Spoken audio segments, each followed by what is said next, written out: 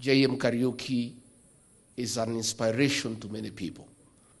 And I want to confirm to the people of Kenya that my leadership today is inspired by J.M. Kariuki, fighting for the weak, the poor, the downtrodden, fearlessly, without fearing, bila kuuziwa woga.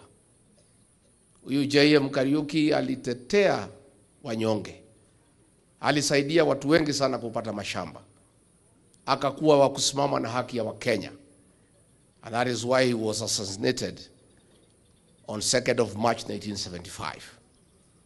50 years down the line, what J.M. Kariuki was fighting is what we are fighting today.